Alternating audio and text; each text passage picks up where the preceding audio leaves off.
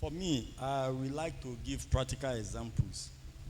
But let me start by making reference to what Isaac Newton, that famous scientist, said. He said, if I have seen further than others, if I have seen further than others, it is by standing on the shoulders of giants. That is, giant, in this case, is making reference to mentors. That if he could achieve what he has achieved or what people are attributing to him today, it was because he has mentors. Who do we classify as a mentor? What is mentorship? Mentorship is the patronage, influence, guidance, or direction given by a mentor. A mentor is someone who teaches or gives help and advice to a less experienced and often a younger person. Then I quickly add that mentors do not necessarily have to be more senior than the people they mentor. What matters is that mentors have experience than others that others can learn from. Through the pages of history, even in the Bible, we have seen the issue of mentor and mentee. For example, we all know the history of Moses and Joshua. Moses was a mentor to Joshua, and you can see the close affinity between the two of them. And that is why Joshua was a successful leader. Dr. Alige made mention of Elijah and Elisha. That's another form of mentorship. In the New Testament, we have a very similar case, Paul and Timothy. Paul and Timothy. That's another classical example of mentor and mentee. I don't know whether somebody can quickly help me read Hebrews chapter 13, verse 7. Hebrews chapter 13, verse 7. Yeah. Please, can you let us have it? Hebrews chapter 13, verse 17.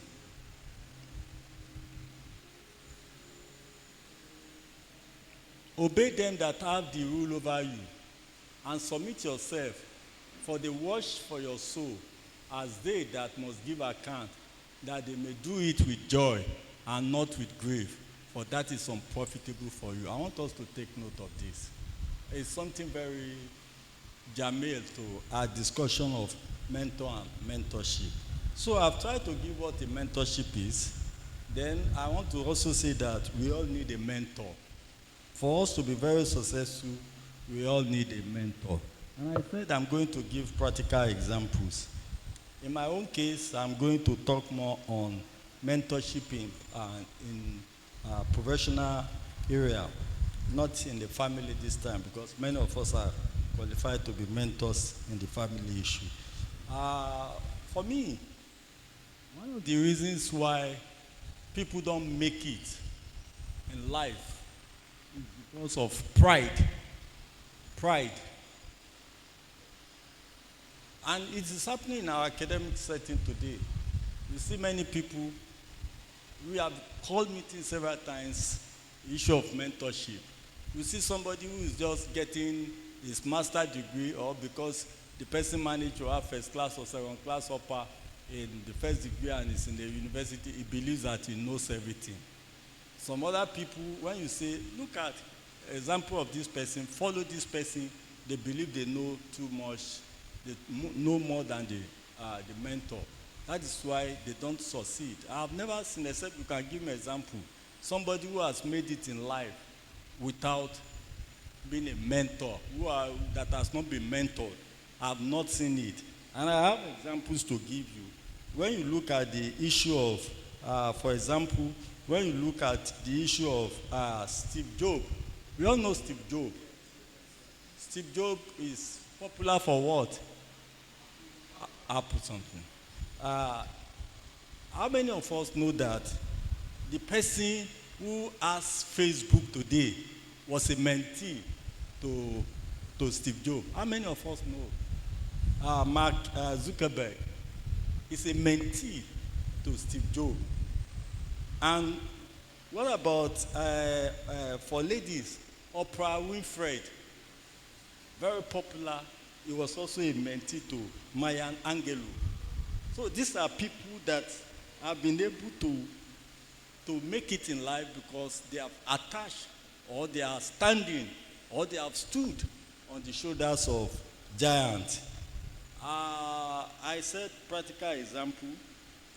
When I was growing up as a lecturer, I came into university system October 1989, as an assistant lecturer in University of Ilorin.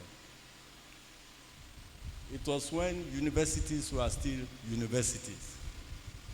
It was when you get to the university, you find scholars from different corners of the world in the university. Not today, that ethnicity, religion have destroyed our university system.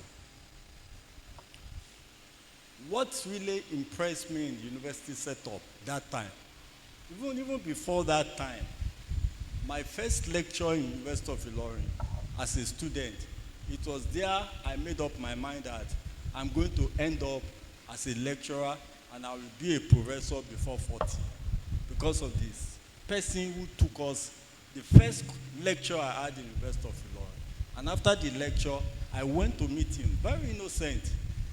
I met the man and I told him that I want him to be my father. I don't even know the meaning of mentor or mentorship. You understand? So what happened? Anytime there's any program this man is attending, he will always invite me. When there is any important program in the university, he will always. And these small things eventually inspired me. The best part I love most in the university setting is academic possession. You know, the way it's not like what we do today. Even step-ins, we are taught how to march out the academic possession. And the second aspect is when a lecturer is invited and a citation is being read, you know, that thing always took me off the ground. And when they are reading the citation, you see the lecturer standing, shaking his head. And he said, visited many places, so, you know, shaking his head. And innocent mind that time, I said, no, this is where I want to belong. And I was able to attach myself. We complained that the mentor has turned them into a driver. And they will be going there, drive. If you don't drive him, who will drive you? If you don't drive him, who will drive you in life? So it is what you give out that you take. That is as simple as that. It is what you give out that you also take. So mentorship is very important, and it is as a result of the mentorship that some of us, we can say that we stood on the shoulders of giants and we are today. I find myself, by the grace of God, in Germany. I had this, for those of us in academics here, we have what we call this DRD. Yes, I got to Germany. Even before the DRD, I had the opportunity to be invited to give a presentation in Germany, Bayreuth. That was 1992. It was an international conference, and the panel I was sitting, there was one old professor there. After presenting, you know, if at this age I'm looking like this, just imagine how I would have looked like in the 90s. One tiny something like this. You understand? What we call one figure one. So I was already a PhD holder. The professor, Georg Kelvert, the old professor in my panel, after the presentation, he came and said, you have a PhD? I said, yes. How old are you? And I told you, I said, no, it was because he was just looking at this small boy.